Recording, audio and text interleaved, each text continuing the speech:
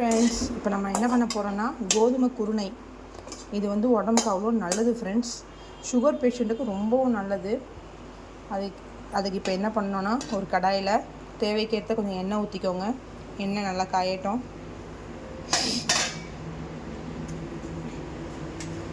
எண்ணெய் இப்போ காஞ்சிடுச்சு ஃப்ரெண்ட்ஸ். கொஞ்சமாக கடுகு பொரிஞ்சு வரட்டும்.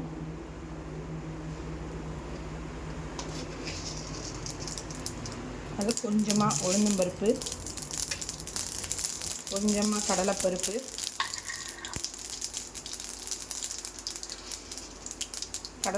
உளுந்தம்பருப்பு ரெண்டுமே நம்ம தேவைக்கேற்ப போட்டுக்கணும்.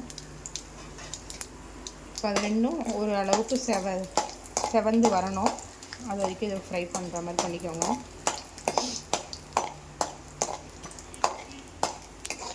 இது வந்து உப்புமா மாதிரி தான் ஃப்ரெண்ட்ஸ். இப்போ நம்ம ரவை உப்புமா, சேமியா உப்புமா செய்வோம்ல, அது மாதிரி தான். அதுக்கு முன்னாடி என்ன பண்ணோன்னா, கோதுமை குருணை பேக்கெட்டில் வாங்கினது தான் நான் இன்றைக்கி யூஸ் பண்ணுறேன். இப்போ பாருங்கள். ஆனால் பேக்கெட்டில் வாங்கினது வந்து ரோஸ்டட்னு தான் சொல்லுவாங்க. இருந்தாலும் நான் வீட்டில் ஒரு வாட்டி ரோஸ்ட் பண்ணிப்பேன். அப்போ தான் அது வாசமாகவும் இருக்கும், நல்லாவும் இருக்கும். ஒரு சின்ன கிளாஸ் அளவுக்கு நான் கோதுமை குருணை எடுத்துருக்கேன் ஃப்ரெண்ட்ஸ். பாருங்கள், கடலைப்பருப்பும் உளுந்தம்பருப்பும் பொன்னிறமாக செவந்துடுச்சு. அடுப்பை மீடியம் ஃப்ளேமில் வச்சுக்கோங்க. ஒரு கை அளவுக்கு சின்ன வெங்காயம் எடுத்திருக்கேன். இப்போ நான் ஒரு ஆளுக்கு தான் செய்கிறேன். எங்கள் வீட்டில் டயபெட்டிஸ் பேஷண்ட் இருக்காங்க. ஸோ அவங்களுக்கு ஒரு ஆளுக்கு செய்கிறதுக்காக நான் கொஞ்சமாக சின்ன வெங்காயம் எடுத்திருக்கேன். சின்ன வெங்காயத்தை எடுத்து பாதியாக கட் பண்ணி ஃப்ரை பண்ணிக்கோங்க. அப்போ தான் நல்லாயிருக்கும். அப்புறம் காரத்துக்கு சின்ன பச்சை மிளகா, வாசத்துக்கு கொஞ்சமாக கருவேப்பிலை. ஓகே, இப்போ கருவேப்பிலை, பச்சை மிளகா, வெங்காயம் எல்லாமே பொன்னிறமாக செவந்துடுச்சு. இந்த டைமில் நம்ம தேவைக்கேற்ப தண்ணி ஆட் பண்ணிக்கணும். நான் ஒரு கிளாஸ் ரவை எடுத்திருக்கேன். அதுக்கு 2 கிளாஸ் அளவுக்கு தண்ணி ஊற்றிக்கிறேன். இப்படின்னு சொல்கிறேன். இது ஒரு ஆளுக்கு தான் ஃப்ரெண்ட்ஸ் நான் செய்கிறேன். அதனால தான் இந்த அளவு.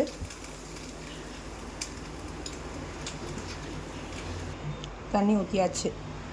தண்ணி ஊற்றினதும் இந்த தண்ணி நல்லா கொதித்து வரணும். அதுக்கு முன்னாடி டேஸ்ட்டுக்கு கொஞ்சமாக உப்பு ஆட் பண்ணிக்கோங்க. உங்கள் உப்பளவு பார்த்து அதுக்கேற்ற மாதிரி ஆட் பண்ணிக்கோங்க ஃப்ரெண்ட்ஸ்.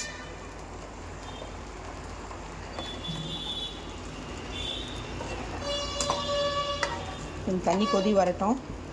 வந்ததுக்கப்புறம் நம்ம அந்த கோதுமை குருணையை ஆட் பண்ணிவிடுவோம்.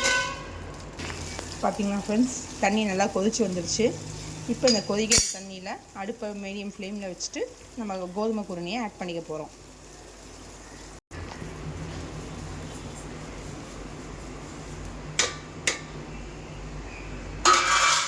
பாருங்கள், இப்போ நான் கோதுமை குருணையை ஆட் பண்ணிட்டேன். இப்போ அதை நல்லா இது மாதிரி மிக்ஸ் பண்ணி விடுங்க. தண்ணி சுண்ட அது ரவை பதத்துக்கு வந்துடும். மீடியம் ஃப்ளேம்லேயே வச்சு பண்ணுங்கள். அப்போ தான் அந்த கோதுமை குருணை நல்லா வேகும் தண்ணியில். பார்த்திங்களா, இது கொதிக்கும் போதே அவ்வளோ மனம் வருது ஃப்ரெண்ட். அவ்வளோ மனமாக இருக்குது. ஏன்னா நம்ம வீட்டில் வறுத்துட்டு சேர்க்குறதுன்றது தனி டேஸ்ட்டு தான் எப்போவுமே. இப்போவே அவ்வளோ வாசனையாக இருக்குது. கண்டிப்பாக உங்கள் வீட்லேயும் நீங்கள் இது ட்ரை பண்ணி பாருங்கள். எல்லா டயபெட்டிஸ் பேஷண்ட்டுக்கும் நல்லது. நார்மல் பர்சன்ஸும் சாப்பிட்லாம். உடம்புக்கு அவ்வளோ நல்லது இது கோதுமை குருணை. ஆயிலெலாம் கம்மியாக தான் ஃப்ரெண்ட்ஸ் ஆட் பண்ணணும். ஆயில் எப்போவுமே கம்மியாக ஆட் பண்ணுங்கள், எந்த ஒரு ஃபுட்டாகவே இருந்தாலும். அந்த வெங்காயம் பொரியிற அளவுக்கு இருந்தால் போதும். ஆயில் ரொம்ப சேர்க்கக்கூடாது. இங்கே பாருங்கள், இப்போயோ ஒரு பதத்துக்கு வந்துருச்சு. பாருங்கள் ஃப்ரெண்ட்ஸ், நம்ம கோதுமை குருணை ரெடி ஆகிடுச்சு. இப்போ கொஞ்சமாக மல்லி இலை தூவி விட்டுட்டிங்க, முடிஞ்சு போச்சு. ஹெல்த்தியான டேஸ்டியான கோதுமை குருணை உப்புமா ரெடி.